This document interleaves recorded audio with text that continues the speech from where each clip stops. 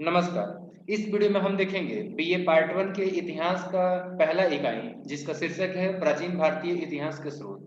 तो चलिए video lecture को स्टार्ट करते हैं। सबसे पहले हम बात करते हैं कि इस पाठ के अंतर्गत हम लोग पढ़ेंगे क्या, यानी कि इस इकाई की रूपरेखा। सबसे पहले हम यहाँ पर बात करेंगे इस पाठ को पढ़ने के उद्देश्य के बारे में। इसके बाद हम इसका प्रस्तावना यानी कि इसका इंट्रोडक्शन करेंगे और फिर आ जाएंगे हम अपने पहले टॉपिक साहित्यिक स्रोत के बारे में। और साहित्यिक स्रोत के जो है कई प्रकार के एग्जाम्पल जो होते हैं, जैसे कि वैदिक साहित्य एक आपका जो है साहित्यिक स्रोत हो जाता है। कौटिल्य का अर्थशास्त्र है, महाकाव्य है, पुराण, संगम साहित्य, जीवन वृत्तांत, कविताएं, नाटक, बौद्ध और जैन साहित्य, ये सभी के सभी जो यहाँ पे साहित्यिक स्रोत हैं। और इन सभी के बारे में हम लोग एक एक करके जो है स्टडी करेंगे। और फिर हमारा नेक्स्ट टॉपिक हो जाएगा पुरातात्विक स्रोत। और पुरातात्विक स्रोत में भी हमारे कई सारे जो है छोटे छोटे टॉपिक आ जाएंगे, जैसे कि आपका सिक्का है, शिलालेख है, स्मारक है। ये तीनों के तीनों जो है आपके पुरातात्विक स्रोत होते हैं। तो इनके बारे में हम लोग एक एक करके स्टडी करेंगे। और फिर हम बात करेंगे विदेशी वृत्तांतों के बारे में और सारांश। इस तरीके से हमारा चैप्टर ये कंप्लीट हो जाएगा। हालांकि कुछ हम शब्दावलियों के अर्थों को भी जानने का प्रयास करेंगे और फिर आपको खुद से जो है कुछ प्रश्नों के उत्तर देने होंगे। इस तरीके से ये हमारा चैप्टर कंप्लीट हो जाएगा। तो चलिए हम बात करते हैं इस पाठ को पढ़ने के उद्देश्य के बारे में। तो इस इकाई को पढ़ने के बाद आप लोग निम्न को समझ सकेंगे। क्या क्या समझेंगे? सबसे पहले आप समझेंगे कि प्राचीन भारतीय इतिहास के पुनर्निर्माण के लिए विभिन्न प्रकार के कौन कौन से स्रोत हमारे पास में हैं, यानी कौन कौन से स्रोत हैं। दूसरा, आप इस पाठ को पढ़ने के बाद जान सकेंगे साहित्यिक स्रोतों से स्रोतों के उपयोग से जुड़ी हुई समस्याओं के बारे में। और फिर आप ये भी जान पाओगे कि प्राथमिक और द्वितीयक स्रोतों के बीच में क्या अंतर है। विभिन्न प्रकार के धार्मिक और गैर धार्मिक ग्रंथ और एक इतिहासकार के लिए उनकी क्या उपयोगिता है, ये भी आप जान पाएंगे।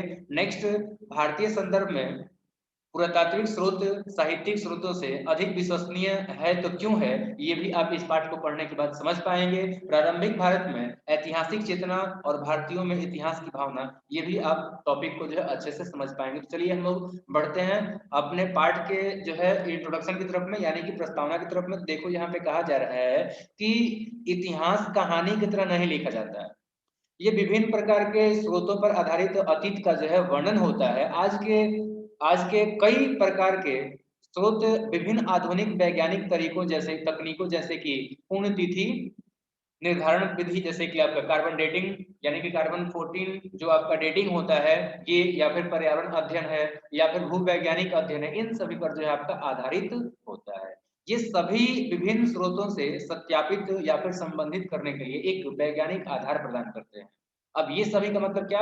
ये जो आपको C14 मैंने बताया था, C14 डेटिंग जो है, जो कि आपका किसी जो है एक पुरातात्विक वस्तु का उम्र बताता है। पर्यावरण अध्ययन हो गया, भूवैज्ञानिक अध्ययन हो गया, ये सभी के सभी जो आपके वैज्ञानिक आधार प्रदान करते हैं हमें जो है इतिहास को समझने में। हाल ही के खोजों ने मिथकों की सत्यता को प्रमाणित करने में मदद की है। जैसे एग्जाम्पल समझो, प्राचीन शहर जो द्वारका है, आप लोग जानते हो द्वारका कृष्ण से संबंधित है, महाभारत से संबंधित है। तो द्वारका के मामले में ये माना जाता था कि महाभारत में वर्णित एक मिथक है, मतलब कि एक आपका जो झूठा ये सेंटेंस या कह सकते हैं झूठी की कहानी है, मिथक है, ठीक है।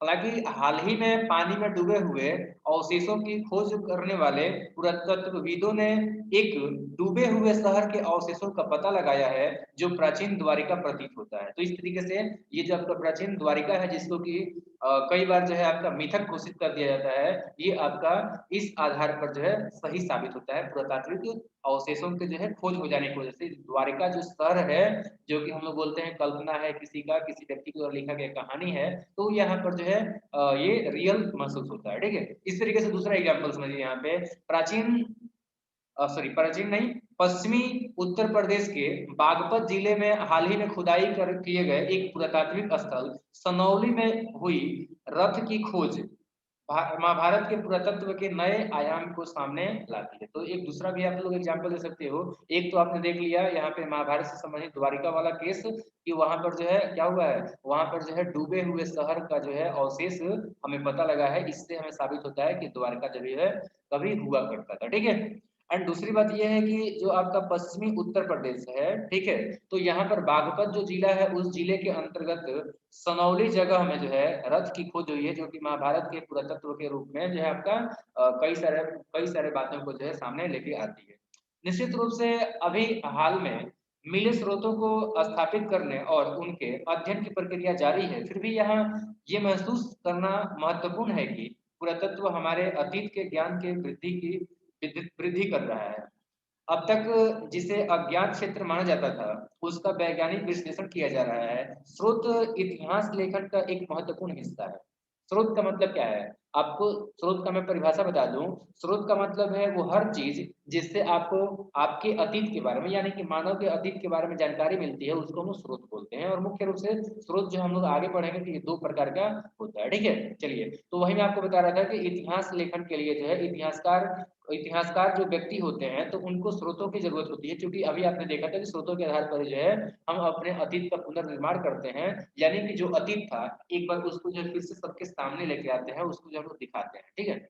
इतिहासकार लगातार स्रोतों की खोज, पड़ताल, अन्वेषण, विश्लेषण, विचार और पुनर्विचार करके अतीत को जानने का लगातार काम करते रहते हैं। अतीत का कोई भी अवशेष जो है स्रोत के उद्देश्य की पूर्ति कर सकता है, यानी कि अतीत से जुड़ा हुआ कोई भी ऐसा सामान है ना, तो ये कब आपका जो है हमारे अतीत के बारे में कुछ जानकारी दे दे, इसका जो है अभी कुछ भी नहीं कहा सकता है। मतलब ये होगा कि कोई भी जो है आपका अतीत से जुड़ा हुआ कोई भी अगर अवशेष है तो वो हमारे जो है स्रोत के रूप में काम कर सकता है, हमारे अतीत के बारे में जानकारी दे सकता है। प्राचीन भारत के इतिहास के पुनर्निर्माण के लिए हमारे पास में कई सारे स्रोत हैं। मोटे तौर पर हम बात करेंगे तो इन स्रोतों को दो समूहों में बांटा गया है।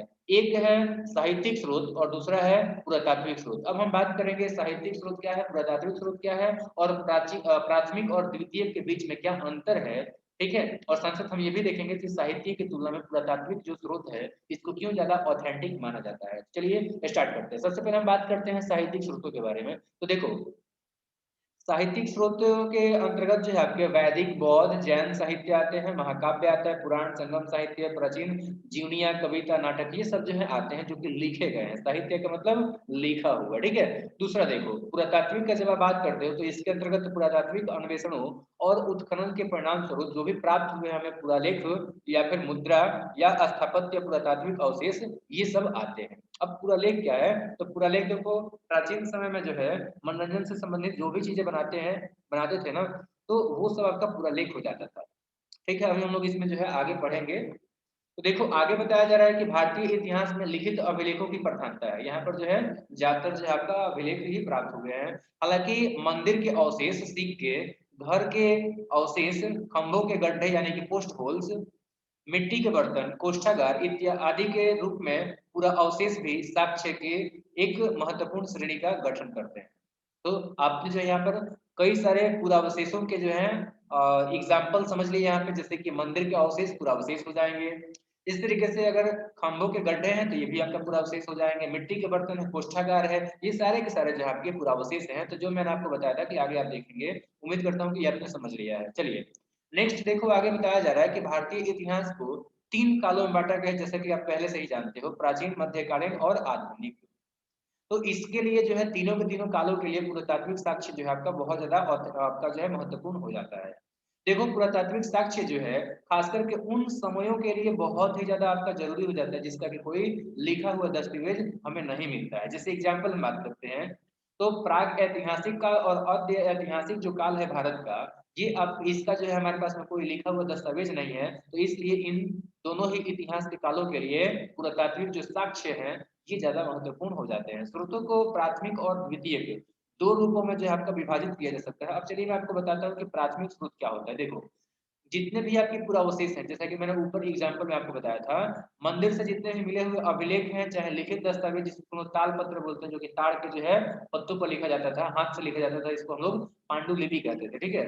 ये या फिर खंबे हो, चट्टाने हो, तांबा के तस्तरी हो या मृदभांड हो, ये सभी के सभी जो है आपके प्राथमिक स्रोत कहलाते हैं, ठीक है। अब इन सब का उपयोग करके इतिहासकार जो लेख लिखते हैं, किताब लिखते हैं या फिर जो भी इतिहास लिखते हैं, ठीक है, जिसको भी किसी रूप को लिखने के लिए उपयोग किया जाता है, तो ये सब जो है आपके जो कि शोधकर्ताओं के द्वारा बाद में उपयोग भी किया जाता है, ये आपका द्वितीयक स्रोत हो जाएगा। नहीं समझ में आया? मैं एक बार रिपीट कर देता हूँ। देखो, मैंने आपको प्राथमिक स्रोत तो बता दिया। प्राथमिक स्रोत में आपको क्या बताया? प्राथमिक स्रोत में हमने बताया कि जो भी आपका जो है ये पुरातात्विक सॉरी पुरावशेष था, पुरावशेष था कहने का मतलब कि आपका मिट्टी का बर्तन है, चाहे कोष्ठागार है, चाहे मंदिर का अवशेष है, चाहे सिक्का है, ये सभी के सभी जो है आपके कह सकते हैं कि जो पुरावशेष थे, ये सारे के सारे पुरावशेष और मंदिर से जो भी हमें अभिलेख मिले हैं, चाहे लिखित दस्तावेज मिले हैं, ये अ, ये सारे के सारे जो है आपके प्राथमिक स्रोत कहलाएंगे। और इन स्रोतों का उपयोग करके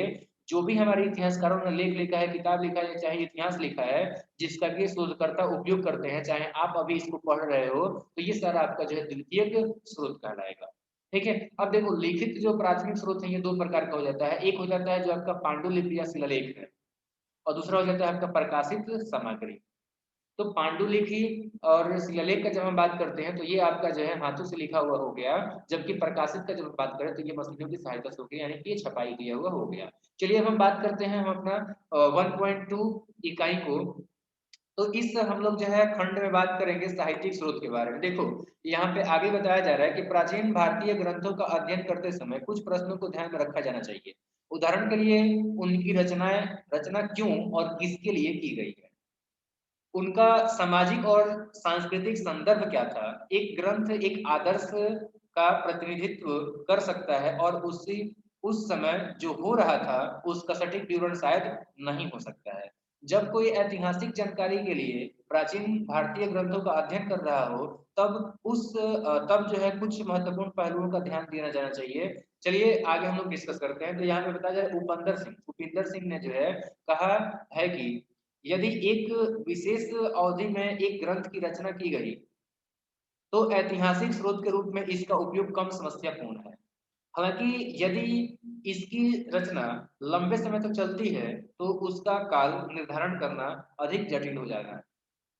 उदाहरण के लिए महाकाव्यों में महाभारत को एक विशिष्ट समय के ग्रंथ के रूप में देखना बहुत मुश्किल है। ऐसे मामलों में इतिहासकार को विभिन्न मतलब कालानुक्रमिक परतों का विश्लेषण करना पड़ता है और गंभीर रूप से विभिन्न परिवर्तित और प्रक्षेपों को देखना पड़ता है। किसी ग्रंथ की भाषा, शैली और सामग्री का विश्लेषण करना आवश्यक है। रामायण और महाभारत दोनों महाकाव्यों के महत्वपूर्ण संस्करण बनाए गए हैं, जहां इन ग्रंथों की विभिन्न पांडुलिपियों का विश्लेषण किया गया है, उनके मूल को पहचानने का प्रयास किया गया है। इस तरह उपक्रमों ने इतिहासकारों की काफी मदद की हुई है। तो यहाँ पर आपने देखा किस तरीके से कि देखो हम कह सकते हैं कि एक सेकंड, ये क्या हो गया। चलिए, तो मैं आपको बता रहा था कि यहाँ पर अभी आपने जो है ये इस बात को देखा कि देखो किसी भी मतलब भारतीय ग्रंथ का आप अध्ययन कर रहे हो तो कुछ प्रश्न आपके दिमाग में होने चाहिए। जैसे पहला प्रश्न ये कि उसका आप जिसने भी रचना किया है वो रचना क्यों किया है, किसके लिए किया है, उसका सामाजिक और सांस्कृतिक संदर्भ क्या है, साथ ही साथ वो ग्रंथ किस आदर्श का जो है निर्धार मतलब कि आपका प्रतिनिधित्व कर रहा है। क्योंकि एक ग्रंथ जो होता है वो किसी एक आदर्श का जो है प्रतिनिधित्व कर सकता है, और उस समय जो भी घटित हो रहा था उसका सटीक विवरण हो सकता है कि नहीं भी दे। जब कोई ऐतिहासिक जानकारी के लिए प्राचीन भारतीय ग्रंथ का अध्ययन कर रहा होता है तो उसको कुछ महत्वपूर्ण पहलुओं पर जो है आपका ध्यान देना चाहिए। जैसे उपिंदर सिंह ने क्या कहा है, उपिंदर सिंह ने कहा है कि अगर एक विशेष अवधि में एक ग्रंथ की रचना की गई है तो ऐतिहासिक स्रोत के रूप में इसका मतलब उसका उपयोग जो है आपका कम समस्यापूर्ण है, क्योंकि वो किसी खास विशेष अवधि में जो है रचना किया गया है।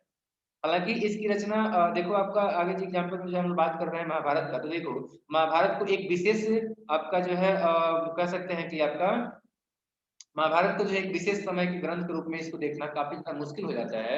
और ऐसे मामलों में इतिहासकार इसको जो है कई लगातार काल के जो है क्रम में दर परत जो है आपका इसका विश्लेषण करते हैं, और फिर इसके कई सारे गंभीर रूप में जो है विभिन्न प्रकार के परिवर्तन और प्रक्षेपों को वो देखते हैं। किसी ग्रंथ की भाषा और शैली और जो सामग्री होती है उसका विश्लेषण करना बहुत ज्यादा जरूरी हो जाता है। और देखो रामायण और महाभारत जो है इसके इन दोनों ही महाकाव्यों के, वैसे तो दो महाकाव्य है ही, और इन दोनों ही महाकाव्यों के जो है आपके महत्वपूर्ण संस्करण भी बनाए गए हैं, अलग अलग जो है इसके एडिशंस भी हैं। और इसकी अतिरिक्त जब बात करेंगे तो इन ग्रंथों के जो है अलग अलग जो पांडुलिपियां हैं उनका भी विश्लेषण किया गया है और उनके जो मूल रूप है उसको पहचानने का प्रयास किया गया है। और इस तरीके से ये सभी जो आपके स्टेप्स हैं ये आपके जो है हमारे इतिहासकारों को काफी मदद पहुंचाते हैं। चलिए हम आगे बढ़ते हैं। तो आगे यहाँ पे जो है आपसे बताया जा रहा है कि इतिहास के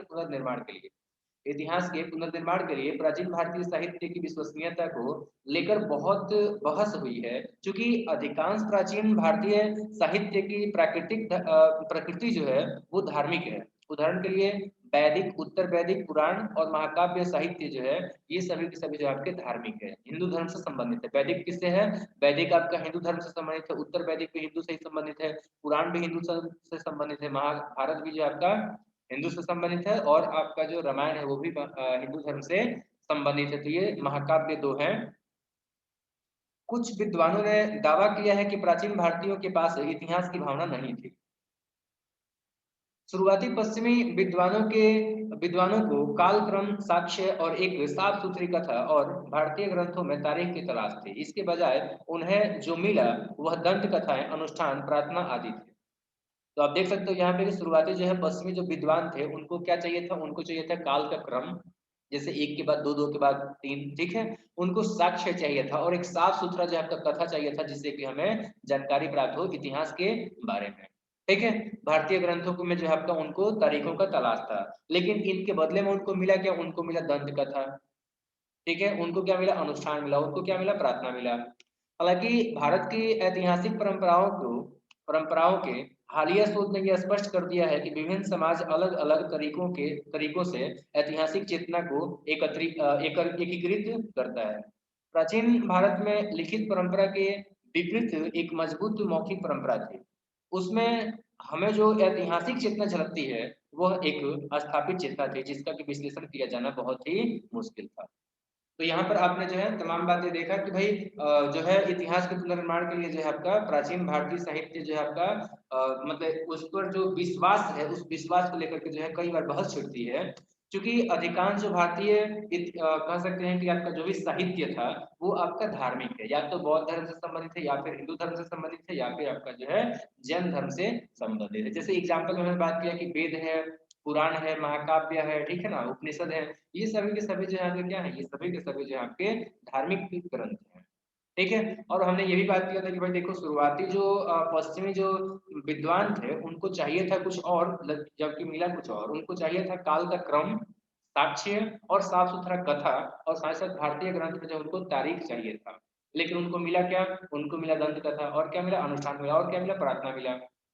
तो ऐसा जो है ऐतिहासिक हालिया जो शोध हुआ है उससे ये स्पष्ट होता है कि विभिन्न समाज के जो अलग अलग तरीके हैं उनसे ऐतिहासिक चेतना को जो है इकट्ठा हम लोग कर सकते हैं। और प्राचीन भारत में लिखित जो परंपरा के विपरीत एक मजबूत मौखिक परंपरा थी, उसमें हमें जो ऐतिहासिक चेतना झलकती है वो एक स्थापित चेतना थी जिसका कि विश्लेषण किया जाना बहुत ही ज्यादा मुश्किल है। चलिए हम आगे बढ़ते हैं।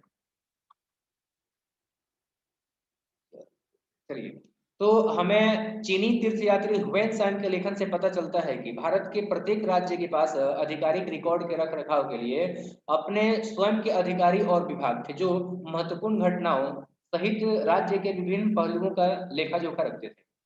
उसके बाद ये प्रथा लंबे समय तक जारी रही, जैसा कि बड़ी संख्या में भूमि अनुदानों और स्थानीय ऐतिहासिक लेखों में देखा जा सकता है, जो राजाओं की वंशावली और उनके कई पुण्य कार्यों को प्रकाशित करते थे। क्योंकि अधिकांश प्रारंभिक भारतीय साहित्य में धर्म या फिर ब्रह्मांड, विज्ञान, जादू, अनुष्ठान, प्रार्थना, पौराणिक कथाओं से भरा हुआ है। इसलिए इन ग्रंथों के साथ काल निर्धारण से मतलब कि जुड़ी हुई समस्याएं देखने को मिलती है। ऐसा इसलिए है क्योंकि उनकी रचना और संकलन की अवधि में एक व्यापक अंतर होता है जो ईश्वर मीमांसा जैसे विषय से रखते हैं, मतलब संबंध रखते हैं, इसलिए उन्हें ऐतिहासिक प्रक्षेप्य को समझना मुश्किल है। और वेद, उपनिषद, ब्राह्मण शास्त्र, साहित्य, सूत्र, पुराण आदि मोटे तौर पर धार्मिक विषयों से संबंधित है। हालांकि इन समस्याओं के बावजूद ऐसे ग्रंथों को अतीत को समझने के लिए फलदायी रूप में जो है आपका इस्तेमाल किया गया है। तो देखो यहाँ पर आपने क्या देखा? यहाँ पर आपने देखा कि हमारे यहाँ इंडिया में जो है आपके एक चीनी क्या आए थे? चीनी जो है आपके एक यात्री आए थे और उन्होंने जो है यहाँ के अपने यात्रा वृत्तांत को लिखा था। और उन सभी यात्रा वृत्तांत के जरिए जो हमें इस बात का पता लगता है कि देखो भारत के जो प्रत्येक राज्य थे उसके जो राजा थे उन्होंने अपने आधिकारिक यानी कि अपने ऑफिशियल रिकॉर्ड्स के रख रखाव के लिए, मतलब मेंटेनेंस के लिए खुद एक जो है अधिकारी को नियुक्त किए हुए थे और उसका एक विभाग भी था। ये उस राज्य के राजा के काल के संबंध में जो भी महत्वपूर्ण घटनाएं होती थी उनको उनके विभिन्न पहलुओं को जो है ये लेखा जोखा रखते थे। इसके बाद लंबे समय तक जो है ये प्रथा जो है जारी रहती है हालांकि जैसा कि बड़ी संख्या में जो है भूमि अनुदानों और स्थानीय ऐतिहासिक लेखों में देखा जा सकता है, जो राजाओं के जो है वंशावली और उनके जो भी पुण्य कार्य होते थे उनको प्रकाशित करते हैं। क्योंकि अधिकांश प्रारंभिक भारतीय साहित्य में जो है आपका धर्म, ब्रह्मांड, विज्ञान, जादू टोना यही सब जो है आपका भरा हुआ था, इसलिए इन ग्रंथों के साथ में काल के निर्धारण से संबंधित कई सारे जो हमें मतभेद और अंतर देखने को मिलता है। वे ईश्वर मीमांसा जैसे विषय के संबंध रखते थे और इसलिए उन्हें ऐतिहासिक परिच्छेद को समझना बहुत ज्यादा मुश्किल हो जाता है। देखो यहाँ पे आगे बताया जा रहा है ना कि वेद, उपनिषद है, ब्राह्मण है, शास्त्रीय शास्त्र जो साहित्य है, सूत्र है, पुराण है, इन सबको मोटे तौर पर हम लोग धार्मिक विषय के अंतर्गत रख सकते हैं। हालांकि इन सीमाओं के बावजूद भी जो है इनको अब हमारे अतीत को समझने के लिए जो है आपका इस्तेमाल किया जा रहा है। तो अब हम भारतीय इतिहास के स्रोतों के रूप में प्राचीन भारतीय साहित्य की इन विभिन्न प्रकार की श्रेणियों को वन बाई वन पढ़ेंगे। तो सबसे पहले हम बात करेंगे यहाँ पर वैदिक साहित्य के बारे में। हम सबसे पहले क्या बात करने वाले हैं, हम बात करेंगे सबसे पहले वैदिक साहित्य के बारे में। देखो यहाँ पे आगे बताया जा रहा है ना कि भारतीय उपमहाद्वीप का सबसे पहला जो आपका साहित्य था वो आपका वैदिक साहित्य था। तो ये मोस्ट इंपोर्टेंट याद रखना है कि वैदिक जो साहित्य है वो आपका भारतीय उपमहाद्वीप का क्या है, भारतीय उपमहाद्वीप का जो आपका सबसे पहला साहित्य है। ये आपका जो जीके में कई बार क्वेश्चन पूछता है। चलिए नेक्स्ट हम लोग बात करते हैं। देखो वेद जो शब्द है ये आपका संस्कृत के जो है विद शब्द से बना हुआ है और जिसका अर्थ होता है आपका जानने के लिए। तो वेद का अर्थ क्या हो जाएगा, तो वेद का मतलब आपका जानने के लिए है, तो वेद का मतलब हो जाएगा आपका ज्ञान, मतलब जाना गया। वेद मौखिक साहित्य में उत्कृष्ट है। उन्हें पारंपरिक रूप से श्रुति या फिर सुना या प्रकट ग्रंथों के रूप में माना जाता है या कहा जाता है। सब कहा जाता है कि शब्द पहले मनुष्य के कानों में भगवान ब्रह्मा द्वारा कहे गए हैं, संस्मरण के रूप में उन्हें एक पीढ़ी से दूसरे पीढ़ी, दूसरे पीढ़ी से आपका आगे आपका सौंपते जो है जाया गया है। वैदिक साहित्य शास्त्रीय संस्कृत को शास्त्रीय संगीत से जो आपका अलग भाषा में है, इसे वैदिक संस्कृत कहा गया। तो एक मोस्ट इंपोर्टेंट यहाँ पे भी याद रखना, जैसा कि मैंने यहाँ पे क्या बताया, देखो मैं आपको बता रहा हूँ।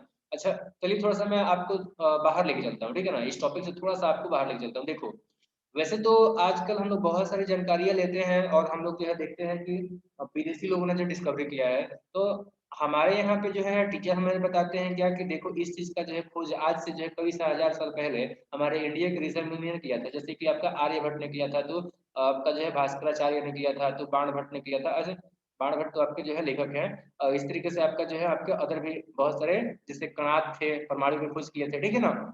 तो यहाँ पर जो है कई सारी चीजों को बताया जाता है ऐसा, लेकिन हम लोग क्यों नहीं इसको ऑथेंटिक कर पाते हैं, क्योंकि देखो ऐसा है ना कि हमारे यहाँ जो भी चीजें थी उसका लिखित दस्तावेज नहीं मिलता है, बल्कि आपका सुना सुनाया मिलता है। जैसे कि यहाँ पर भी आपको कहा गया है कि पारंपरिक रूप से जब हम बात करते हैं तो श्रुति यानी कि सुना हुआ या फिर प्रकट ग्रंथों के रूप में जो यहाँ पर माना जाता है इनको, जो भी हमारा वेद है इन सभी को, ठीक है। तो वेद को जो है सुना सुनाया जब मानोगे तो वो आपका ऑथेंटिक तो होगा नहीं। अब देखो इसमें भी क्या कहा जा रहा है कि ये जो आपका शब्द है, इस शब्द को बताया जा रहा है कि भाई सबसे पहले ब्रह्मा ने जो है आपका मनुष्य के कान में इस बात को जो है रखा और फिर उसका जो यादाश्त था वो एक पीढ़ी से जो आपका जो है दूसरी पीढ़ी तक सौंपते जाया गया है और इस तरीके से जो है आपका ये आगे बढ़ा है। एक मोस्ट इंपोर्टेंट ये भी बात याद रखना कि देखो वैदिक साहित्य जो है ये शास्त्रीय संस्कृत से अलग होता है, मतलब अलग भाषा में होता है, और इस संस्कृत को हम क्या बोलते हैं, वैदिक संस्कृत कहते हैं। तो याद रखना कि वैदिक संस्कृत, क्या मैंने बता रहा हूँ कि वैदिक संस्कृत जो है ये आपका शास्त्रीय संस्कृत से अलग है। वैदिक संस्कृत क्या है, शास्त्रीय संगीत से अलग है। वैदिक संस्कृत कौन सा है, वैदिक संस्कृत वो संस्कृत है जिसमें कि आपका वेदों को लिखा गया है। इसकी शब्दावली में अर्थों की एक विस्तृत श्रृंखला है और इसमें विभिन्न प्रकार के जो है व्याकरणिक उपयोग है। इसमें उच्चारण की एक विशिष्ट प्रक्रिया है, जोड़ देने से शब्दों का अर्थ बदल जाता है। अब ये एक अजीबोगरीब आपका जो है अर्थ है। हालांकि अजीबोगरीब तो नहीं है, आज भी है, ठीक है ना। किसी बात को जो है हम लोग जोड़ देते हैं तो अर्थ उसका बदल जाता है। जैसे कि मान लो कि आपने खाना खाया और मैं आपसे बोलूं कि आपने खाना खाया क्या, मतलब सॉरी ऐसे बोल सकते हैं कि आपने खाना खाया, यानी कि मैं पूछ रहा हूँ, और मैं बोलता हूँ कि आपने खाना खाया यानी कि आपने खा लिया है। तो जोड़ देने पर जो है अर्थ बदल जाता है। ये आपका जो बहुत पहले से ही चलता आ रहा है, जैसे कि हमने बताया कि ये वैदिक संस्कृत में भी इसी प्रकार का था। यही कारण है कि वेदों के उच्चारण की विद्या या फिर विधा सुरक्षा और संरक्षण के लिए एक विस्तृत साधन का विकास किया गया है। घन जट और अन्य प्रकार के पाठों के माध्यम से हम न केवल मंत्रों के अर्थ को निर्धारित कर सकते हैं, बल्कि उन के जो है मूल स्वर को भी हम लोग सुन सकते हैं, जिनमें ये हजारों साल पहले गाए गए थे।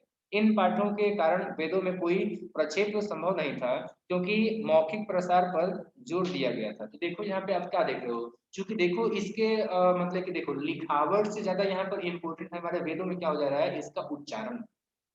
क्या लिखा है वहां पे, एक सिंपल सा सेंटेंस लिख दिया है कि वैदिक साहित्य 3 रूपों में वर्गीकृत है। अब इसका क्या है कि मतलब मैं एग्जांपल देकर समझा रहा हूँ, ठीक है ना। तो इसी को जो है आप किस लहजे में उच्चारण कर रहे हो, किस जो है आवाज में उच्चारण कर रहे हो, इसी के अनुसार इसका जो है अर्थ था। तो जाहिर सी बात है कि लोग जो है, अब जब आप ही को सीखना हो तो आप क्या करोगे, आप खुद से पढ़ के सीखोगे या फिर किसी से सुन के सीखोगे, जाहिर सी बात है किसी से सुन के सीखोगे। तो यही कारण है कि वैदिक जो साहित्य था, इसका जो ज्ञान था, ये आपका जो है मतलब कि कह सकते हैं कि आपका जो है दस्तावेजों के जरिए नहीं, बल्कि जो है आपका सुनने के जरिए जो है आपका आगे एक पीढ़ी से दूसरे पीढ़ी तक आपका ट्रांसफर होता था। चलिए नेक्स्ट हम लोग देखते हैं वैदिक साहित्य के 3 रूपों के बारे में। तो देखो यहाँ पे बताया जा रहा है कि वैदिक साहित्य 3 रूप में वर्गीकृत है। पहला क्या है, पहला है आपका संहिता, दूसरा आपका क्या है ऋग्वेद संहिता, और तीसरा है आपका मतलब कि संहिता है तो संहिता में जो है आपका अलग अलग हमें जो है 4 वैदिक संहिताएं देखने को मिलती है, ठीक है। तो देखो यहाँ पे संहिता और संग्रह के बारे में हम जब बात करते हैं, तो देखो संहिता या संग्रह जो है ये मतलब कि भजनों, प्रार्थनाओं और मंत्रोच्चार, मंगल कामना, बलिदान के सूत्र और निम्नलिखित 4 वैदिक संहिताएं हैं। अब ये 4 संहिताएं कौन से हैं, तो पहला है आपका ऋग्वैदिक संहिता यानी कि ऋग्वेद संहिता, तो ये आपका ऋग्वेद का संग्रह है। अब ऋग्वेद के बारे में आपको याद रखना, संहिता आपके जो है 4 हैं। अब कौन कौन से हैं, पहला आपका ऋग्वेद, दूसरा आपका जो है अथर्ववेद, और तीसरा आपका सामवेद, और चौथा आपका यजुर्वेद। तो ये 4 आपके संहिता है, संहिता बोलो या फिर वेद बोलो, बात एक ही है। वेद कितने हैं, वेद 4 हैं। अगर आपसे पूछता है कि संहिता कितना है, तो संहिता भी आप बताएंगे कितना है, ये भी आपका जो है 4 है। तो उम्मीद करता हूँ कि ये बातें आपको जो है समझ में आ रही है। चलिए हम बात करते हैं ऋग्वेद संहिता के बारे में। तो देखो ये प्रशंसा यानी कि ऋग, यहाँ पर ऋग्वेद हो रहा है ना, तो ऋग का मतलब क्या है, प्रशंसा है। ऋग्वेद मतलब क्या है, ऋग्वेद, ऋग जो है आपका ऋग से बना हुआ है, ऋग से, और ऋग का मतलब क्या है, ऋग का मतलब है आपका प्रशंसा। ऋग का मतलब क्या है, ऋग का मतलब है आपका प्रशंसा। तो इस तरीके से ऋग्वेद, ऋग्वेद में आपको क्या देखने को मिलेगा, देवताओं का प्रशंसा देखने को मिलेगा, उनका जो है आपका गान देखने को मिलेगा, ठीक है। तो देखो ये जो है आपका प्रशंसा के गीतों का जो है गान है, इसमें 1028 श्लोक सूक्त सहित हैं, जो कि 10 पुस्तकों यानी कि मंडल में संकलित है। 10 पुस्तक मतलब 10 किताबें। अब इसमें 2 से लेकर के 7 जो मंडल है ये आपके प्रारंभिक माने जाते हैं, और पहला, 8वां और 9वां और 10वां जो है ये आपका बाद का है। तो देखो यहाँ पे पहला, इसके बाद से आपका 7वां के बाद से 8, 9, 10, ये 4 जो है आपके बाद के हैं, और बाकी जो 6 हैं 2 से लेकर के 7 तक के, ये आपके सबसे प्रारंभिक यानी कि पुराने हैं, ठीक है। नेक्स्ट आपको जो है ध्यान रखना है कि ये जो है ना, ये जो मैं बता रहा हूँ, ये प्रथाओं, सामाजिक मानदंडों और संरचनाओं से संबंधित विभिन्न मुद्दों को जो है निपटाते हैं। ऋग्वेद की अनुष्ठानिक सामग्री के बावजूद इतिहासकार पशुपालन, अर्थव्यवस्था, कबीले के प्रमुख यानी कि राजा, विष की स्थिति, भाग, बलि और सामाजिक वर्गों जैसे विषयों को जो है सफलतापूर्वक प्रस्तुत करते हैं। तो ये कुछ आपके जो है टॉपिक्स हैं, कुछ ऐसे पॉइंट्स हैं जो कि आपको जो है ऋग्वेद के बारे में जो है याद रखना है। चलिए हम आगे बढ़ते हैं और बात करते हैं अथर्ववेद संहिता के बारे में। देखो अथर्ववेद संहिता के बारे में बताया जा रहा है कि इसका 10 पुस्तकों में कई विषयों को जो है आपका समाहित किया गया है, जिनमें पहले 7 मुख्य रूप से कविताओं, मंत्रों और छंदों से संबंधित है। इसमें से कुछ लाभार्थियों द्वारा बोले जाते हैं, उनकी जोर से विभिन्न बीमारियों और चोटों को ठीक करने के लिए उपचार के लिए जो है आपके बोले जाते थे। 13 से लेकर के 18 पुस्तकें संस्कारों पर प्रकाश डालती है, जैसे कि सीखने यानी कि दीक्षा, विवाह, अंत्येष्टि में प्रवेश करने के लिए, ठीक है, इत्यादि।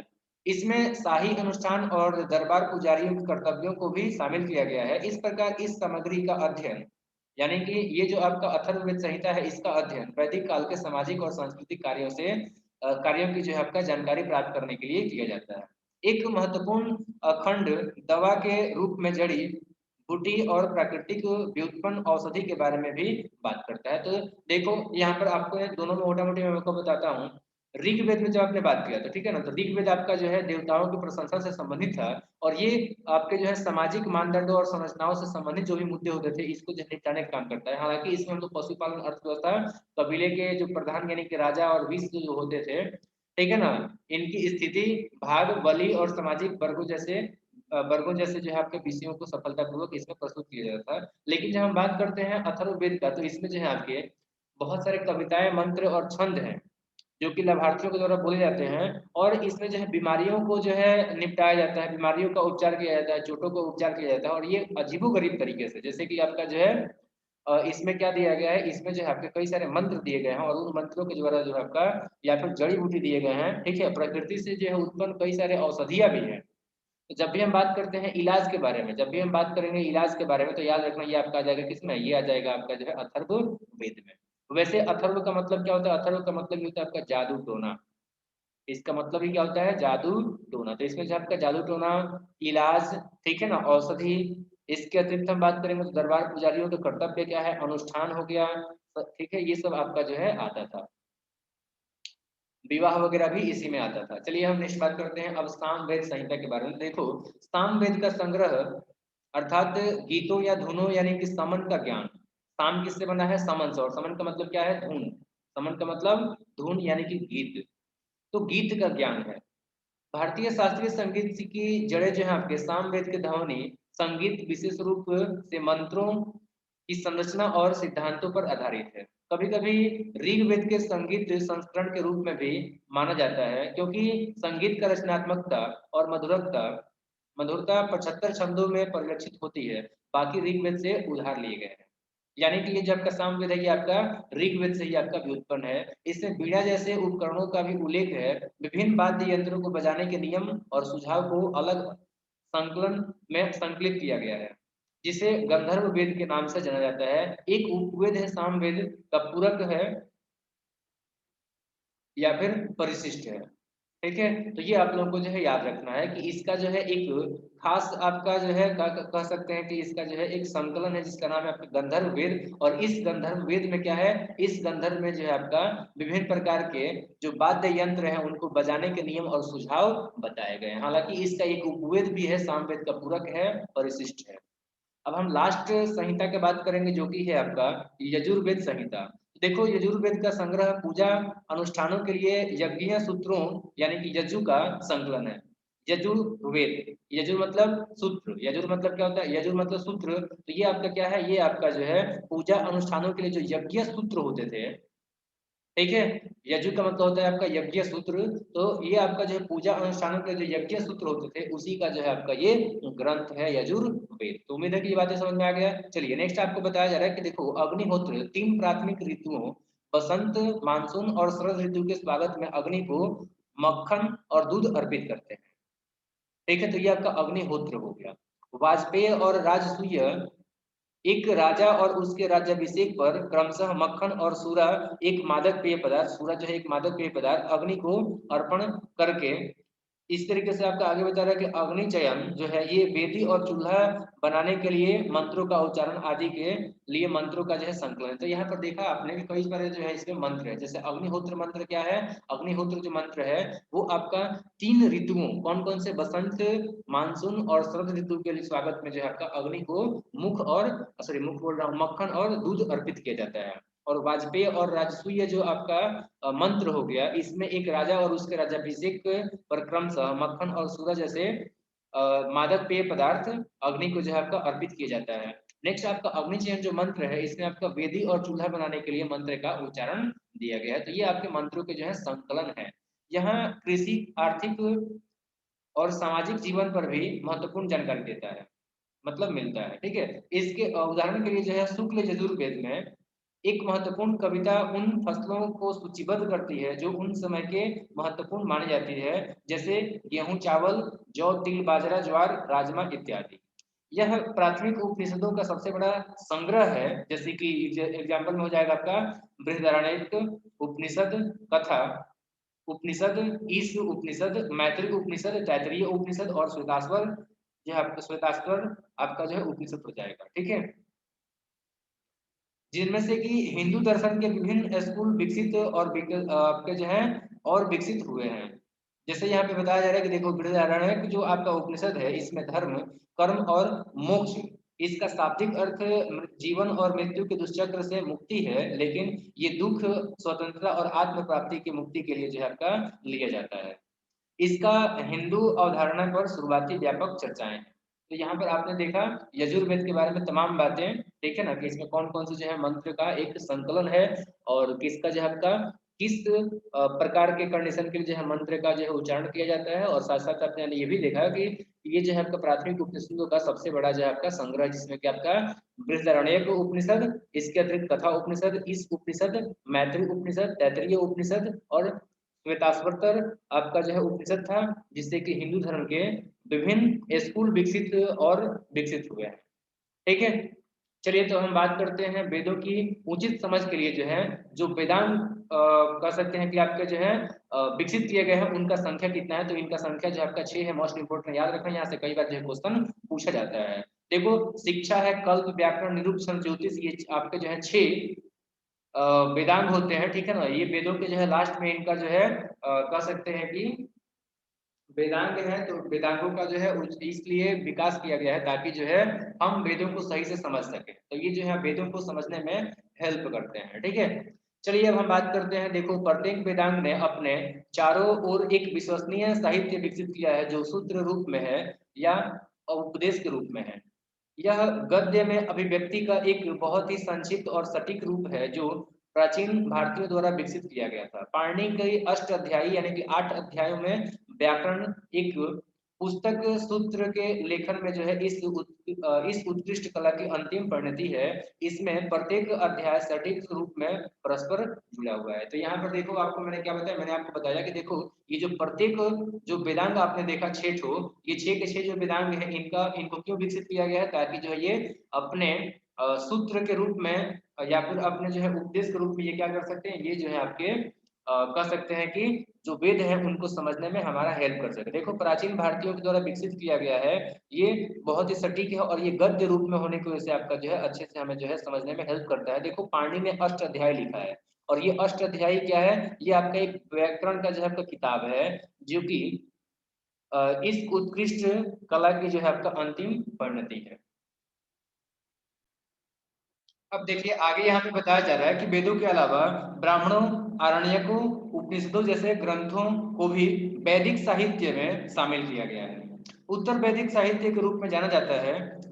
अब चलिए हम बात करते हैं यहाँ पे ब्राह्मण ग्रंथों के बारे में और अन्य जो ग्रंथ हैं उन सब के बारे में वन बाय वन करते हुए। ठीक है, तो देखो यहाँ पे ब्राह्मण ग्रंथ के बारे में बताया जा रहा है कि ब्राह्मण जो ग्रंथ हैं, ठीक है, वो वैदिक अनुष्ठानों के विस्तार अनुष्ठानों पर जो है आपका विस्तार से बताते हैं।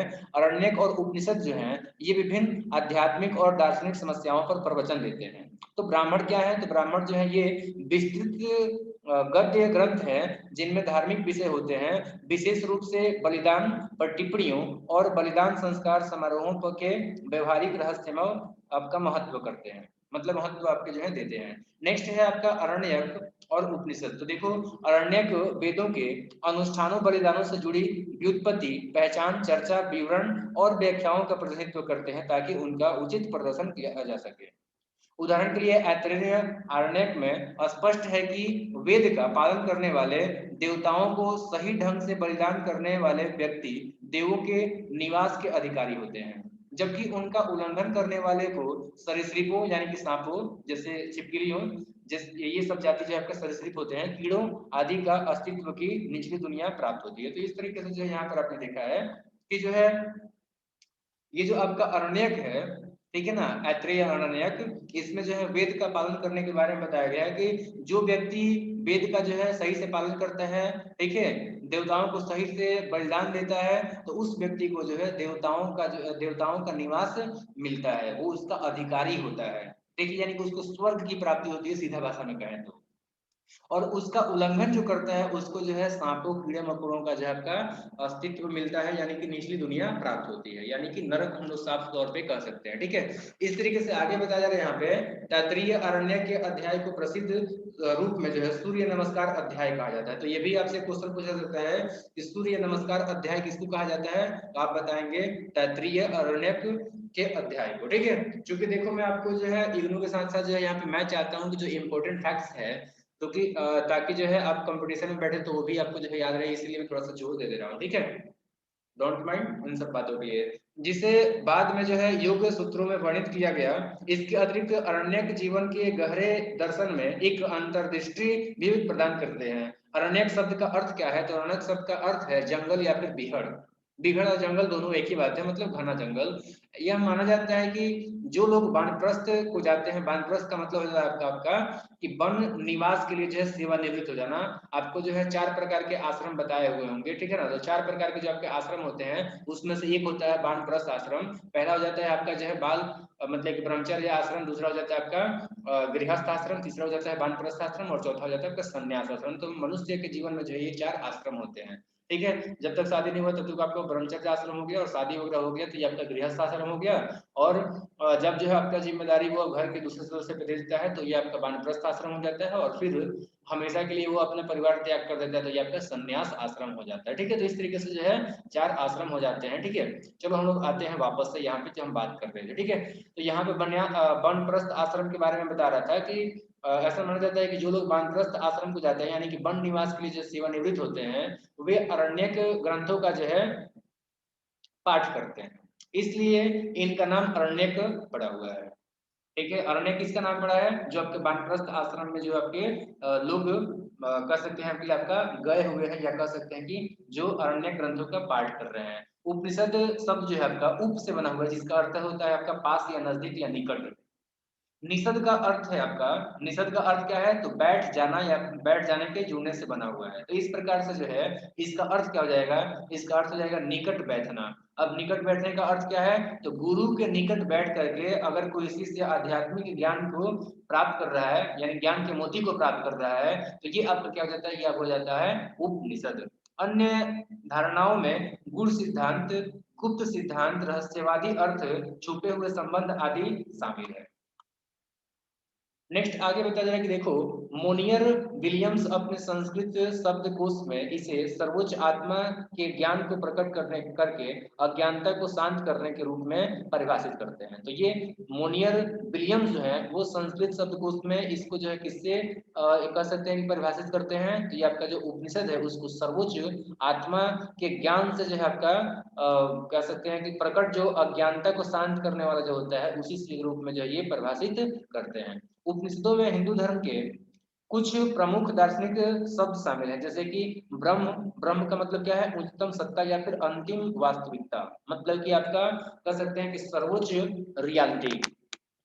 आत्मन, आत्मन का मतलब है आपका आत्मा या फिर स्वयं। जिनमें से कुछ का उल्लेख बौद्ध धर्म और जैन धर्म जैसे समानांतर विषम धार्मिक परंपराओं में भी किया गया है। उन्होंने प्राचीन भारत में आध्यात्मिक विचारों के विकास में एक महत्वपूर्ण भूमिका निभाई है। अमूर्त दर्शन और अध्यात्म पर नए विश्वासों को वैदिक कर्मकांड से एक संक्रमण को वेदांत के रूप में जाना जाता है। तो ये भी मोस्ट इंपोर्टेंट याद रखना कि जो है अभी हमने क्या बात किया था? अभी हमने जो है बात किया था कि उपनिषद में हिंदू धर्म के कुछ प्रमुख दार्शनिक शब्द शामिल हैं, जैसे कि ब्रह्म है, आत्मा है। ब्रह्म का मतलब आपका अंतिम कह सकते हैं कि सबसे बड़ा जो है आपका सत्ता, या कह सकते हैं कि अंतिम वास्तविकता। और आत्मा का मतलब है आपका स्वयं, खुद या फिर आत्मा। तो इनमें से कुछ का उल्लेख जो है आपके दूसरे, जैसे कि आपके बौद्ध धर्म और जैन धर्म जैसे दूसरे आपके जो है धार्मिक परंपरा है उसमें भी किया गया है। और उन्होंने प्राचीन भारत में आध्यात्मिक विचारों के विकास को लेकर के जो है काफी ज्यादा महत्वपूर्ण भूमिका निभाया हुआ है। अमूर्त दर्शन और अध्यात्म पर नए विश्वासों को वैदिक कर्मकांड से एक संक्रमण करके, मतलब संक्रमण को जो है वेदांत के रूप में जाना जाता है। वेदांत का हम बात करते हैं, देखो वेदांत में वेदों का सर्वोच्च उद्देश्य भी है। 19वीं सदी की शुरुआत में उनके अनुवाद के साथ साथ पश्चिमी विद्वानों का ध्यान आकृष्ट करने लगे। उनके दार्शनिक सिद्धांतों से रोमांचित ऑर्थर शोपेनहावर ने उपनिषद दर्शन को उच्चतम मानव ज्ञान का जो है उत्पादन कहा। तो ये ध्यान रखना कि किसने जो है आपका, अगर आपसे कोई क्वेश्चन पूछता है कि किसने जो है उच्चतम मतलब कि उपनिषद दर्शन को जो है उच्चतम ज्ञान, मानव ज्ञान का उत्पादन कहा है, तो आप लोग आंसर करोगे ऑर्थर शोपेनहावर ने।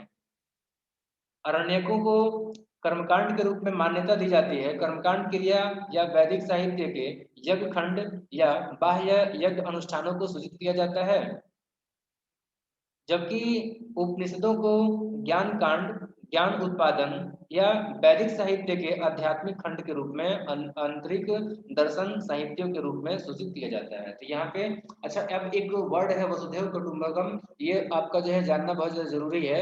वसुधा का मतलब होता है धरती, और एव का मतलब ही, और कुटुंबकम का मतलब भी घर है। तो पूरा धरती ही घर है। देखो यहाँ पे संस्कृत में वसुधैव कुटुंबकम का अर्थ है दुनिया एक परिवार है। ये भारत की संसद के प्रवेश द्वार पर अंकित है और इसे महा उपनिषद से लिया गया है। तो याद रखना है, वसुधा का अर्थ पृथ्वी से है, एव का मतलब आपका वास्तव है, और कुटुंबकम का मतलब आपका परिवार है। इसका उपयोग उस श्लोक में किया गया है जो ऐसे व्यक्ति की विशेषताओं का वर्णन करती है जिसे जिसने आध्यात्मिक उत्थान के उच्चतम उच्चतम स्तर को प्राप्त किया है, और जो भौतिक संपत्ति और प्रलोभन के जकड़े बिना अपने सांस्कारिक कर्तव्यों में भाग लेने में सक्षम है। ऐसा माना जाता है कि गांधी जी के समग्र विकास की दृष्टि जीवन के सभी रूपों के लिए समान मतलब सम्मान और अहिंसा पर आधारित संघर्ष संकल्प रणनीति इस प्राचीन भारतीय सूक्ति से ली गई थी। तो देखो यहाँ पे जो है वसुधैव कुटुंबकम के बारे में आपको बताया गया है कि इसका संस्कृत में जो है वसुधैव कुटुंबकम कहते हैं, और हिंदी में इसका जो है अर्थ हो जाता है वसुधा मतलब पृथ्वी, एवं मतलब वास्तव, और कुटुंबकम मतलब परिवार। इस तरीके से इसका अर्थ हो जाता है पूरा दुनिया ही एक परिवार है। ठीक है, और इस श्लोक को जो है कहाँ पर लिखा गया है, तो संस्कृत का जो आपका प्रवेश द्वार होता है उस पर लिखा गया। और ये कहाँ से लिया गया है, तो याद रखना ये आपका जो है महा उपनिषद से लिया गया है। किस उपनिषद से लिया गया है, ये आपका जो है महा उपनिषद से लिया गया है। अब इस मतलब कि ये जो आपका श्लोक है, ठीक है ना, तो इसका उपयोग उस श्लोक में किया गया है। मतलब ये जो आपका वसुधैव कुटुंबकम जो है, ये एक ऐसे श्लोक में जो है आपका कह सकते हैं कि उपयोग किया गया है जो एक ऐसे व्यक्ति की विशेषताओं को बताता है जिसको कि आध्यात्मिक उत्थान के सबसे ऊंचे स्तर जो है प्राप्त हो चुके हैं, और जो भौतिक संपत्ति और जो भी लोभ लालच होता है उसमें बिना बंधा हुआ ये संसार के जो भी कर्तव्य है उसमें भाग लेने के लायक है। ये भी माना जाता है कि गांधी जी के जो समग्र विकास की जो दृष्टि थी, जीवन के सभी रूपों के लिए जो सम्मान और अहिंसा पर आधारित जो लड़ाई लड़ने का जो एक रणनीति था, संकल्प था, ये भी जो है इसी वसुधैव कुटुंबकम से जो है आपका लिया गया, यानी कि इसी सूक्ति से लिया गया था। अब क्या हो गया?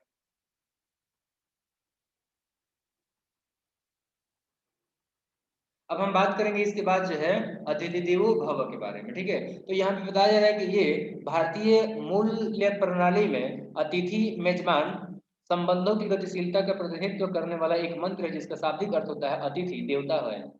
भारतीय आतिथ्य का प्रदर्शन करने वाला एक केंद्रीय विचार है। इसे तैत्तिरीय उपनिषद से लिया गया है। पारंपरिक हिंदू धर्म में से किसी एक देवता की पूजा में 5 चरण यानी कि पंचोपचार पूजा शामिल होते हैं, जो मेहमानों का स्वागत करते समय मानी जाने वाली 5 औपचारिकताएं होती हैं। सुखद सुगंध यानी कि धूप प्रदान करना, दूसरा है आपका दीप जलाना, और तीसरा है आपका तर्पण यानी कि नैवेद्य अर्पित करना, और चौथा है आपका तिलक माथे पर जो है धार्मिक एक निशान लगाना, और आपका जो है पांचवा है फूल यानी कि पुष्प अर्पण। तो ये आपका अतिथि देवो भव है। हमारे यहाँ से ये परंपरा रहा है, अतिथि और मेजबान का जो संबंध है उसके लिए जो है हम लोग एक कह सकते हैं कि जो है एक श्लोक है जो हमारे अतिथि और मेजबान के जो है बीच के जो संबंध होता है इसकी गतिशीलता को जो है आपका प्रतिनिधित्व करता है। और इसका अर्थ होता है अतिथि देवता होता है। और इस वजह से क्या होता है कि तैत्तिरीय उपनिषद में ये जो आपका अतिथि देव भव जो सुक्ति दिया गया है, इस सुक्ति के अनुसार जो भी पारंपरिक जो हिंदू धर्म है इसमें जो है एक देवता की जो पूजा होती है उसमें 5 चरण होते हैं, और इसको जो हम लोग पंचोपचार पूजा कहते हैं। तो इसमें क्या होता है कि जो मेहमान आते हैं उनका स्वागत करने के लिए जो है 5 औपचारिकताएं निभाई जाती हैं। पहला तो उनको धूप प्रदान किया जाता है जो कि एक सुखद सुखद जो आपका सुगंध होता है। दूसरा कि उनका जो है आरती यानी कि जो है दीप जला करके उनका जो है आरती किया जाता है। उसके बाद से उनको कुछ तर्पण किया जाता है, ठीक है ना, और मतलब उनके जो है बॉडी पे कुछ ये किया जाता है, तर्पण किया जाता है, और उसके बाद से जो है आपका तिलक है तो उनके माथे पे लगाया जाता है, और फिर जो है पुष्प उनको अर्पित किया जाता है, और इस तरीके से जो है अतिथि का सेवा सत्कार किया जाता है, यानी कि जो है उनका स्वागत किया जाता है। ठीक है, तो ये तैत्तिरीय जो है उपनिषद में दिया गया है, ये मोस्ट इंपोर्टेंट आप लोग को याद रखना है। अब हम बात करते हैं सत्यमेव जयते के बारे में। देखो सत्यमेव जयते, इसको जो है सत्य की विजय या केवल सत्य विजित है के रूप में जो है अनुवादित किया जाता है। देखिए यहाँ पे अनुदित बोला गया है बट उसका मतलब एक ही है। सत्य अजेय है, मतलब कि आपका जो है सत्य को जो है जीता नहीं जा सकता है, सत्य सत्य है। मुंडक उपनिषद में जो है, मुंडक उपनिषद से जो आपका लिया गया है, एक वाक्यांश है। एक नारे के रूप में इसे लोकप्रिय बनाया गया और 1918 में भारतीय राष्ट्रीय कांग्रेस के अध्यक्ष के रूप में पंडित मदन मोहन मालवीय द्वारा व्यापक राष्ट्रीय उपयोग में जो है इसको लाया गया। इसे स्वतंत्रता के अवसर पर भारतीय राष्ट्रीय आदर्श वाक्य घोषित किया गया था। यह हमारे राष्ट्रीय मतलब कि प्रतीक में अशोक चक्र पर अंकित है। हम इसे भारतीय मुद्रा के अग्र भाग पर भी पाते हैं। तो ये जो है आपका काफी जगहों पर देखने को मिल जाता है, क्योंकि जो है हमारा ये भारत का जो है राष्ट्रीय आदर्श वाक्य है, सत्यमेव जयते, मतलब सत्य ही विजित होता है, जीतता है। सत्य ही आपका जो है कह सकते हैं कि आपका विजय की मतलब सत्य का ही विजय होता है, या फिर सत्य ही विजित है, या कह सकते हैं कि सत्य ही सत्य है, या कह सकते हैं कि सत्य ही आपका अजेय है। तो ये कुछ हमने देखा, तीन वाक्यों के बारे में देखा। एक तो हमने वसुधैव कुटुंबकम के बारे में देखा था, जो कि आपका जो है महा उपनिषद से लिया गया था। दूसरा हमने जो है अतिथि देवो भव देखा था, जो कि आपका तैत्तिरीय उपनिषद से लिया गया था। और हमने देखा था सत्यमेव जयते, जो कि आपका मुंडक उपनिषद से लिया गया था। उम्मीद करता हूँ कि ये तीनों ही सेंटेंस आपको याद हो गए होंगे, तीनों ही आपका क्लॉज है ये याद हो गया होगा। चलिए हम आगे बढ़ते हैं। देखो यहाँ पे आगे बताया जा रहा है कि संपूर्ण वैदिक साहित्य को ईश्वर द्वारा प्रकट किया गया माना जाता है और इसलिए इसे पवित्र माना जाता है। मैंने क्या बताया, मैंने बताया कि जितना भी आपका संपूर्ण वैदिक साहित्य है, ऐसा माना जाता है कि ये जो आपका ईश्वर के द्वारा प्रकट किया गया है और इस वजह से इसको जो है आपका पवित्र माना जाता है, बिना किसी क्वेश्चन को खड़ा किए। कालक्रम में ये 1000 साल तक फैला है। कुछ हिस्सों कुछ हिस्से जिसमें कि पहले की अवधि और कुछ बाद की अवधि के हैं। ऋग्वेद जो है आपका भारत का सबसे पुराना ग्रंथ है, मोस्ट इंपोर्टेंट याद रखना। ऋग्वेद की पुस्तकें 2 से लेकर के 7 तक की जो है सबसे प्राचीन है, जैसे कि मैंने पहले भी बताया, इन्हें पारिवारिक पुस्तकें भी कहा जाता है, क्योंकि प्रत्येक को जो है प्रत्येक को ऋषि के एक विशेष परिवार द्वारा परंपरा के अनुसार बताया रचित किया गया है। जब हम प्रारंभिक वैदिक साहित्य का उल्लेख करते हैं तो हम अनिवार्य रूप से ऋग्वेद की पुस्तकों 2 से लेकर के 7 तक का उल्लेख करते हैं। माना जाता है कि 1500 से लेकर के 1000 BCE में इसकी रचना की गई है और उत्तर वैदिक साहित्य में ऋग्वेद की पुस्तकें 1, 8, 9 और 10 है। यानी कि उत्तर वैदिक साहित्य में जो है ये आपके हैं। देखो मैं आपको बता देता हूँ। देखो, एक है आपका 1500 से लेकर के 1000, ठीक है, और दूसरा है आपका 1000 से लेकर के आपका 600।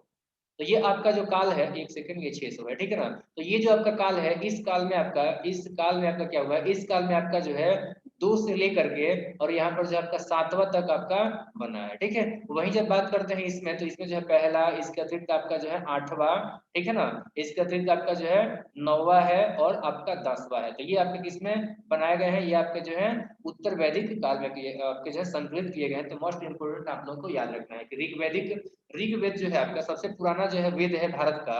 और ऋग्वेद का जो है संकलन कब किया गया है, तो ऋग्वेद का संकलन आपका 1500 से लेकर के 1000 BC के अंतर्गत मात्र दूसरा से लेकर के 7वां तक किया गया है। और बाकी जो 4 है, पहला, तीसरा और आपका जो है 9वां और 10वां, ये आपका उत्तर वैदिक काल में संकलित किया गया है, ठीक है। तो उम्मीद करता हूँ कि ये बातें आप लोगों को जो समझ में आ रही है। तो उत्तर वैदिक साहित्य में जो आपका ऋग्वेद की पुस्तकें कौन कौन सी हैं, पहला, तीसरा, 9वां और सॉरी पहला तीसरा नहीं, पहला, 8वां, 9वां और 10वां है। सामवेद, यजुर्वेद, अथर्ववेद, ब्राह्मण, आरण्यक, उपनिषद, ये सभी के सभी जो है आपके कब शामिल हुए हैं, ये सभी के सभी जो आपके उत्तर वैदिक साहित्य में आपके जो है शामिल हुए हैं। ये लगभग 1000 से लेकर के आपका 500, वही मैंने आपको जो बोला था कि 600 BC के बीच में जो आपके रचे गए हैं, ठीक है। हालांकि अधिकांश जो वैदिक साहित्य है इसमें गीत, प्रार्थना, धर्मशास्त्रीय और धार्मिक मामले शामिल है, लेकिन इनका उपयोग इतिहासकारों ने राजनीतिक, धार्मिक और सामाजिक सामग्री को इकट्ठा करने के लिए किया गया है। ऋग्वेद में एक पशुपालन पूर्व समाज को कृषि, वर्ग, जाति और समाज की ओर संक्रमण व उत्तर वैदिक काल में राजनीतिक क्षेत्रों के निर्माण जैसी प्रक्रियाओं की जानकारी इन ग्रंथों से हमें प्राप्त होती है। एक बार फिर से मैं रिपीट करना चाहूंगा, मैंने आपको क्या बताया है, एक सेकंड वेट करो, ठीक है ना।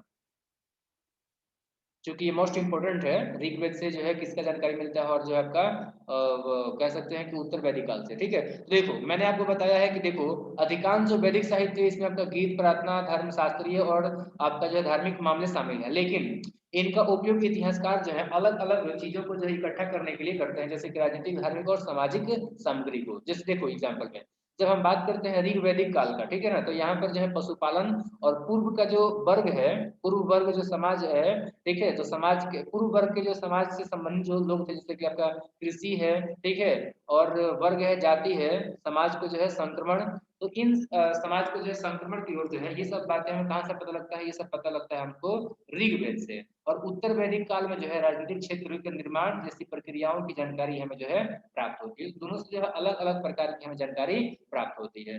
ग्रंथों की एक श्रेणी और है सूत्र। तो ये वैदिक साहित्य के बाद का हिस्सा है। इससे इन्हें सुनने या श्रुति ग्रंथों के बजाय संस्मरण या स्मृति के रूप में जो है आपका वर्गीकृत किया गया है। ये महान ऋषियों द्वारा रचे गए थे, हालांकि वे अपने आप में आधिकारिक माने जाते हैं।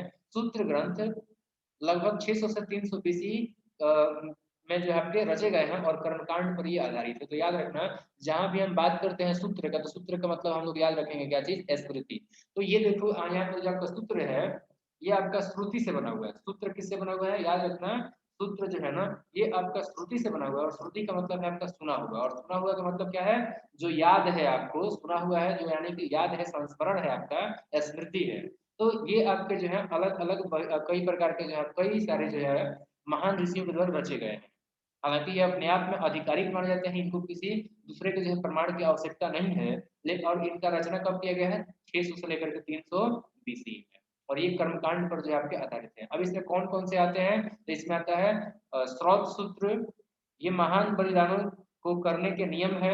और इसका अतिरिक्त आपका जो है गृह्य सूत्र है, दैनिक जीवन के सरल समारोहों और बलिदानों के लिए दिशा निर्देश शामिल है इसमें। और धर्म सूत्र है, धर्म सूत्र में जो है आध्यात्मिक और गैर धार्मिक कानून के निर्देशों की पुस्तकें हैं। सबसे पुरानी जो है कानून की पुस्तकें यही है।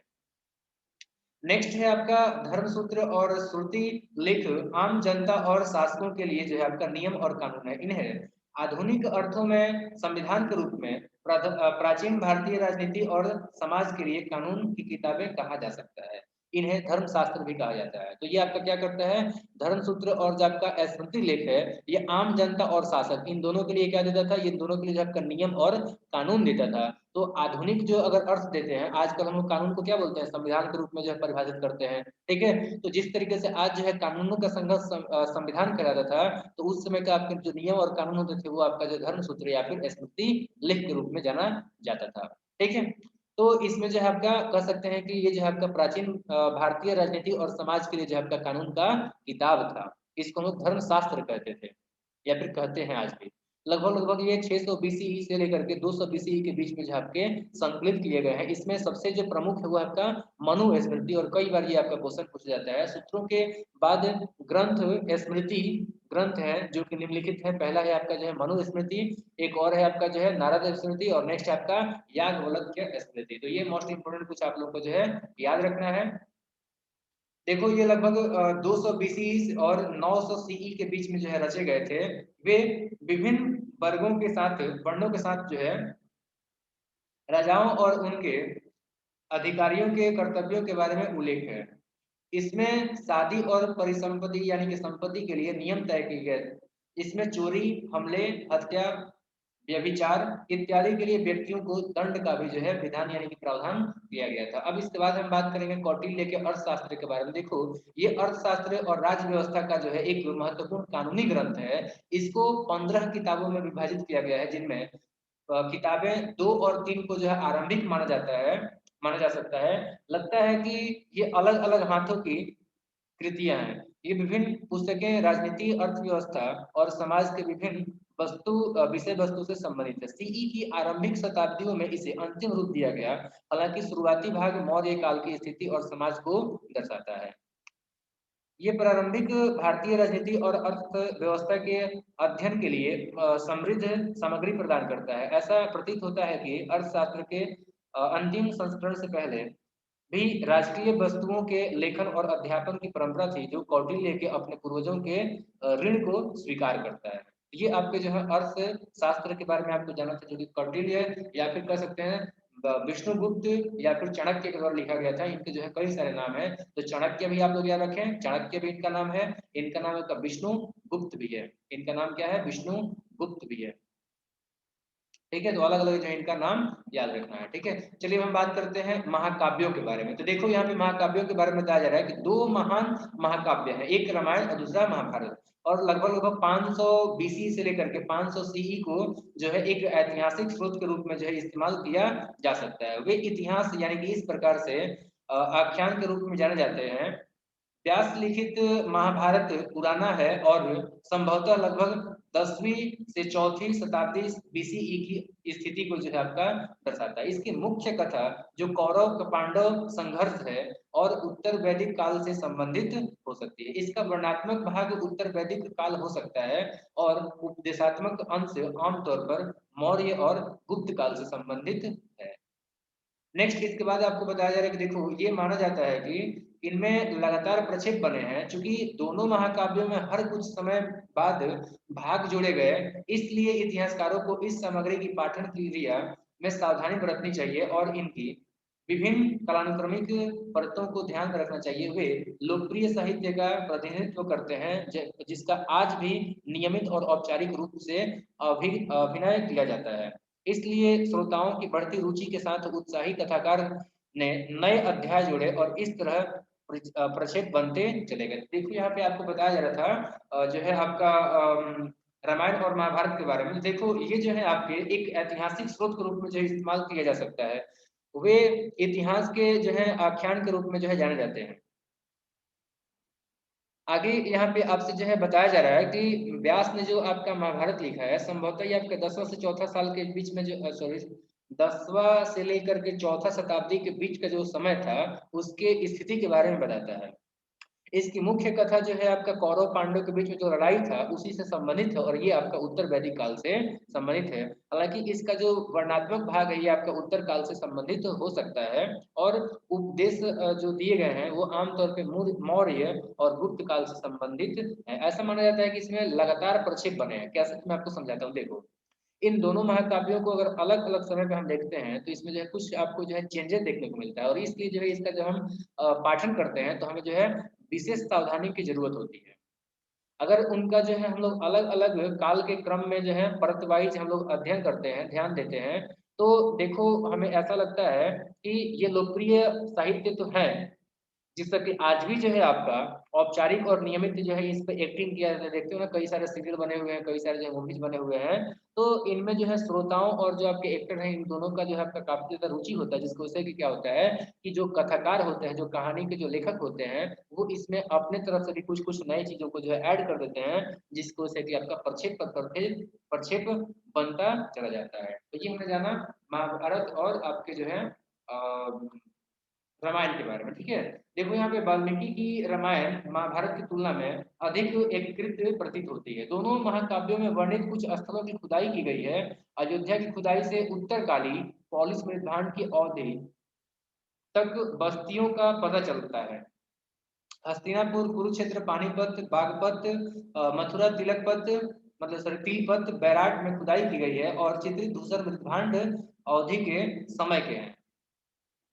दोनों महाकाव्यों में धार्मिक संप्रदाय के बारे में जानकारी है, जिसे हिंदू धर्म की मुख्य धारा, सामाजिक प्रथाओं और तत्कालिक समय के दर्शन में एकीकृत किया गया है। तो देखो यहाँ पे बताया जा रहा है कि जो आपका जो है वाल्मीकि जी के द्वारा जो लिखा गया है रामायण, ये रामायण जो है महाभारत की तुलना में थोड़ा सा ज्यादा एकीकृत है, यूनाइटेड है।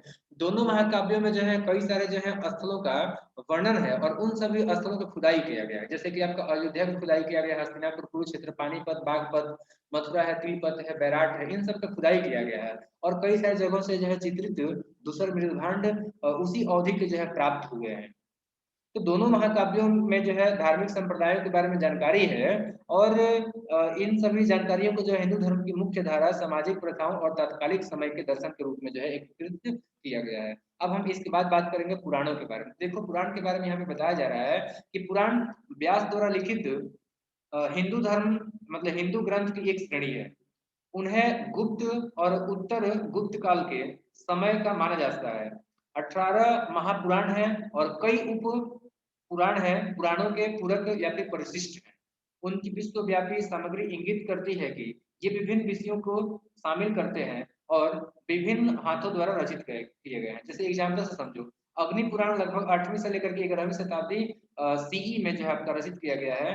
इन इन निम्नलिखित विषयों से संबंधित है। ये किससे किससे संबंधित है? आपका विष्णु सॉरी अग्नि पुराण अनुष्ठान पूजा, अनुष्ठान पूजा एक ही होता है, ब्रह्मांड विज्ञान, ज्योतिष, पौराणिक कथा, वंशावली, कानून, राजनीति, इसके अतिरिक्त शिक्षा प्रणाली, प्रतीक, कराधान, सिद्धांत, युद्ध और सेना का संगठन, युद्ध, मार्शल आर्ट, कूटनीतिक, इसके अतिरिक्त स्थानीय कानून, सार्वजनिक परियोजनाओं के निर्माण, जल वितरण के तरीकों, पेड़ों और पौधों, चिकित्सा, डिजाइन और वास्तुकला, रत्न विज्ञान, व्याकरण, छंद, कविता, खाद्य, कृषि, अनुष्ठान और भूगोल और मिथिला, जैसे कि आपका बिहार और पड़ोसी राज्यों के जो आपका उस समय का जगह था। ठीक है, तो इन सब का जो है सांस्कृतिक इतिहास का जो है यात्रा का जो है ये दिग्दर्शक है।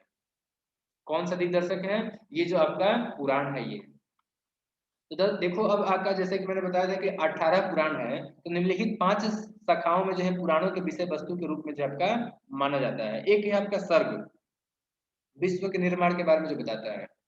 दूसरा है आपका प्रतिसर्ग, जो कि आपका ब्रह्मांड का पुनर्निर्माण कराता है, मतलब निर्माण के बारे में जो है बताता है। एंड नेक्स्ट है आपका मनवंतर। तो मनवंतर जो है आपका ये विभिन्न मानवों के काल और मनु का काल के बारे में जानकारी देता है। और नेक्स्ट है आपका वंश, जो कि देवताओं, राजाओं और संतों की वंशावली की सूची है।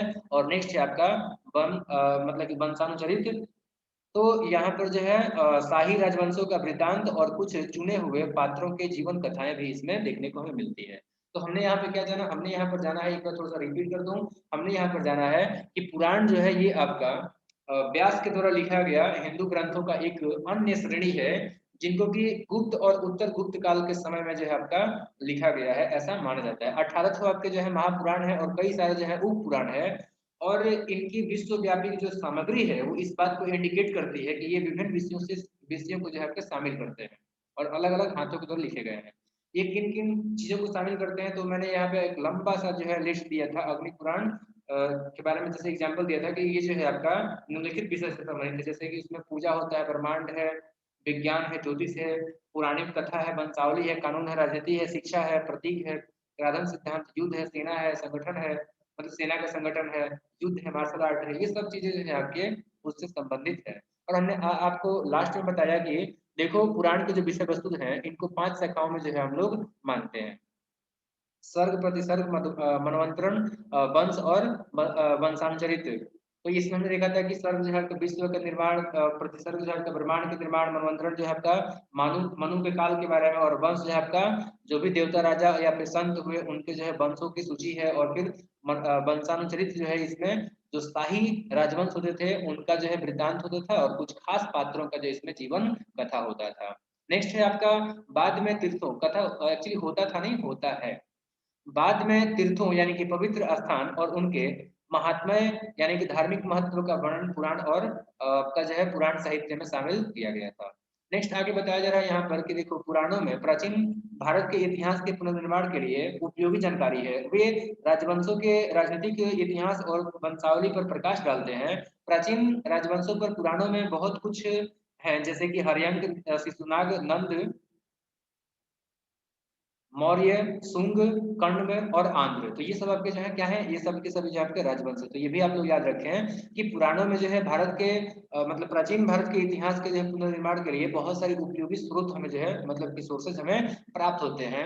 वे जो है राजवंशों के राजनीतिक इतिहास और वंशावली को भी आपको जो है बताते हैं। जैसे कि एग्जाम्पल में हम बात करें तो बहुत सारे जो प्राचीन जो पुराण है वो हमारे देश के जो है प्राचीन इतिहास के जो राजवंश है, जैसे कि आपका हर्यंक वंश है, शिशुनाग वंश है, नंद वंश है, मौर्य वंश है, शुंग वंश है, कण्व वंश है, आंध्र वंश है या आंध्र सातवाहन वंश है, इन सब के बारे में जो है हमें जानकारी देता है। वे उत्तर भारत और मध्य भारत के जो है राज्य करते थे, मतलब राज्य थे। दिलचस्प बात यह है कि हम किसी अन्य स्रोत से इन राजाओं के बारे में नहीं जानते हैं। पुराणों में गुप्त राजाओं के साथ वंश सूची समाप्त होती है। ये दर्शाता है कि पुराणों को लगभग चौथी से छठी शताब्दी बीसीई के दौरान जो है संकलित किया गया है। हालांकि कुछ ऐसे हैं जो बाद में रचे गए हैं, जैसे कि भगवत पुराण है, ये आपका 10वीं शताब्दी में आपका रचा गया है। तो वहीं आपका जो है स्कंद पुराण है, ये आपका लगभग 14वीं शताब्दी में जो आपका रचा गया है। नेक्स्ट है आपका देखो पुराण नदियों, झीलों और पर्वतों यानी कि पहाड़ों आदि जो भौगोलिक जानकारी होता है इसको भी प्रदान करने के लिए महत्वपूर्ण माना जाता है। इसलिए वे प्राचीन भारत के ऐतिहासिक भूगोल और पुनर्निर्माण के लिए जो है महत्वपूर्ण है। इसके अलावा वे हिंदू धर्म के जो 3 प्रमुख संप्रदाय हैं, वैष्णववाद है, शैववाद है या फिर शक्तिवाद है, इसके बारे में भी जो है आपका जानकारी का एक अच्छा सा स्रोत है।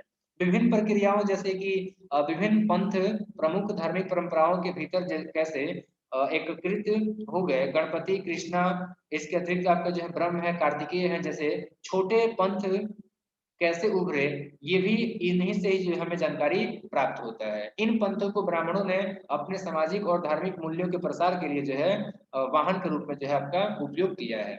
इसके बाद हम बात करेंगे संगम साहित्य के बारे में अगले वीडियो में, क्योंकि ये जो वीडियो लेक्चर है ये आपका काफी लंबा होते जा रहा है, ठीक है ना। तो इस वजह से हम लोग यहीं पे इस वीडियो में समाप्त करते हैं इन सभी टॉपिक्स को। फिर से हम लोग जो है आगे संगम साहित्य से जो है कल क्लास में बात करेंगे। तो इस वीडियो लेक्चर को यहीं पे समाप्त करते हैं। Thank you.